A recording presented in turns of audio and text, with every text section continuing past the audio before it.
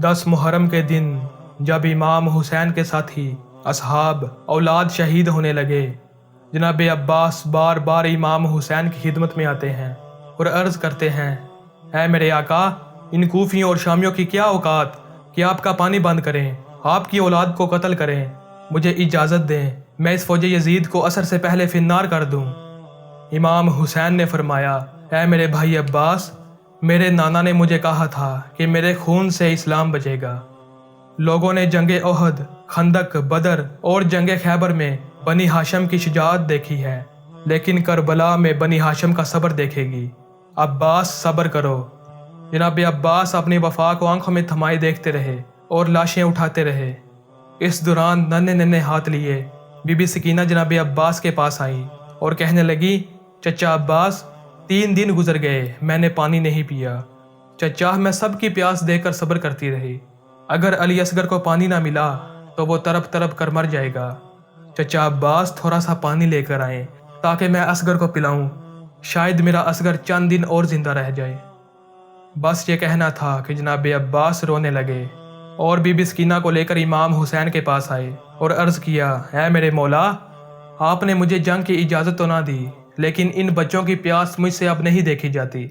ऐ मेरे मौला, मैं मर जाऊं या फिर मुझे इजाज़त दें कि मैं नहर किनारे पानी ले आऊं। इमाम हुसैन ने फरमाया, ऐ अब्बास, अगर इजाज़त लेनी है तो जाओ अपनी बहन ज़ैनब के खेमे में, अगर वो तुम्हें इजाज़त दे तो पानी ले आना।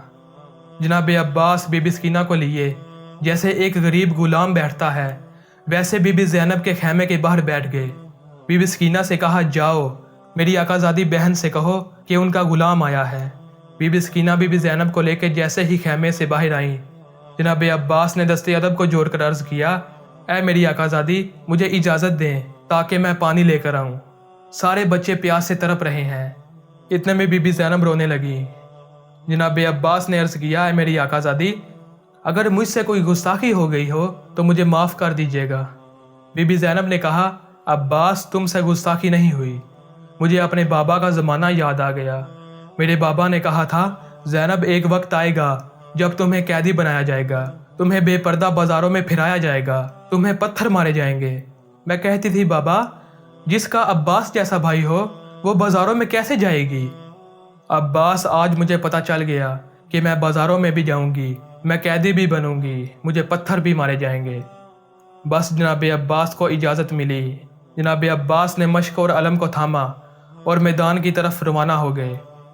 जैसे ही बनी हाशम का चांद नहर फरात की तरफ बढ़ा, फौजी यजीद में कोराम बर्पा हो गया। सब कहने लगे, अगर हुसैन के खेमों तक पानी पहुंच गया तो उन पर फतह हासिल करना नामुमकिन हो जाएगा। जनाब अब्बास शेर की तरह सबको चीर फाड़ कर नहर फरात आ पहुंचे, फरात पे कब्जा किया और मश्क भरने लगे। इतने में जनाब अब्बास ने अपने घोड़े को देखा तो वो हसरत की निगाह से आपको देख रहा था। तो जनाब अब्बास ने फरमाया, है मेरे घोड़े, तू भी मेरी तरह 3 दिन का प्यासा है, पानी क्यों नहीं पीता? बस घोड़ा रोने लगा और कहने लगा, है मेरे आका, पहले आप पानी पिए। ये सुनते ही जनाब अब्बास रोने लगे और कहने लगे, तू अपने आका के बगैर पानी नहीं पीता, ज़रा ये तो सोच, मेरा आका हुसैन 3 दिन से प्यासा है, अगर मैं पानी पी लूँगा तो हुसैन की माँ को क्या मुँह दिखाऊँगा? बस तो शहनशाह वफा मश्क को भर कर अलम को लेकर खेमे की तरफ बढ़ते हैं। फौजी यजीद में हलचल मच गई। सब कहने लगे, जो करीब जाएगा वो फिन्नार हो जाएगा, दूर दूर से तीर चलाओ, नेज़े फेंको, कुछ भी करो, बस पानी खेमे तक ना पहुँचे। बस हज़ारों तीर जनाब अब्बास पे चला दिए। जनाब अब्बास तेज़ तेज़ खेमों की तरफ भरने लगे। बस एक उम्मीद थी, कुछ भी हो जाए, बस सकीना तक पानी पहुँच जाए। इतने में किसी जालिम ने जनाब अब्बास के बाजुओं का निशाना लिया। एक बाजू पे तीर लगा और जनाब अब्बास का एक बाजू कलम हो गया। जनाब अब्बास एक हाथ में अलम को थामे तेज तेज खेमे की तरफ जा रहे हैं। इतने में किसी जालिम ने दूसरे बाजू का निशाना लिया। जनाब अब्बास का दूसरा बाजू भी कलम हो गया। जनाब अब्बास ने मशक और अलम को अपने दांतों में ले लिया और तेज तेज खेमों की तरफ जा रहे हैं। जनाब अब्बास जा ही रहे थे कि किसी जालिम ने मश्क का निशाना लिया। मश्क को तीर लगना था, पानी बहने लगा। जनाब अब्बास बहते हुए पानी को देखकर नाउम्मीद होने लगे। इसके बाद किसी जालिम ने जनाब अब्बास के सर पर वार किया। जनाब अब्बास घोड़े से गिर पड़ते हैं وہاں خیموں میں امام حسین اور بی بی زینب دور سے جناب عباس کے علم کو دیکھ رہے ہوتے ہیں کہ علم کبھی دائیں طرف، علم کبھی بائیں طرف۔ جب علم گرنے لگا تو بی بی زینب نے کہا، اے اللہ، آج ان ظالموں نے اسلام کا پرچم گرا دیا۔ اے میرے اللہ، ایک ایسی قوم بنا جو میرے بھائی عباس کے پرچم کو بلند کرے۔ امام حسین نے جیسے ہی یہ منظر دیکھا تو دوڑ کر غازی عباس کے پاس گئے اور جناب عباس کے سر مبارک کو اپنی گود میں رکھا۔ جناب عباس نے کہا، اے میرے مولا، مجھے معاف کرنا، میں نے کوشش تو بہت کی مگر میں سکینہ تک پانی نہ پہنچا سکا۔ امام حسین نے فرمایا، عباس، اللہ کی مرضی ہے کہ ہم پیاسے مارے جائیں تاکہ ہماری پیاس کو قیامت تک یاد رکھا جائے۔ جناب عباس نے کہا، اے میرے مولا، میں نے زندگی میں آپ کو کبھی تکلیف نہیں دی، اگر آپ کی اجازت ہو تو آج کچھ کہنا چاہتا ہوں۔ امام حسین نے فرمایا، مانگ میرے بھائی، کیا چاہیے؟ غازی عباس نے کہا، اے میرے آقا، میں نے اپنی والدہ سے سنا تھا کہ جب میں پیدا ہوا تو سب سے پہلے آنکھیں کھول کر آپ کی زیارت کی۔ اے میرے آقا، آج میں یہ جہاں چھوڑ کر جا رہا ہوں، میں چاہتا ہوں کہ آخری وقت میں بھی آپ کی زیارت کروں، لیکن مولا، میری ایک آنکھ میں تیر لگا ہے اور دوسری آنکھ میں خون بہا ہے۔ میرے مولا، اگر آپ کو پریشانی نہ ہو تو میری آنکھ سے خون صاف کریں تاکہ میں آپ کی زیارت کر سکوں۔ امام حسین نے جناب عباس کی آنکھ سے خون صاف کیا۔ جناب عباس نے جی بھر کر اپنے آقا حسین کی زیارت کی۔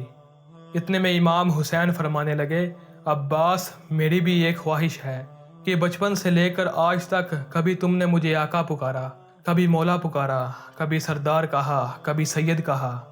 عباس، آج میں یہ چاہتا ہوں تم مجھے بھائی کہہ کر بلاؤ۔ یہ سب سنتے ہی جناب عباس رونے لگے اور مدینے کی طرف منہ کیا اور کہنے لگے، اے میری ماں، دیکھ آج ہماری آقازادی کا بیٹا کیا کہتا ہے، کہاں فاطمہ کا بیٹا اور کہاں غریب کا بیٹا۔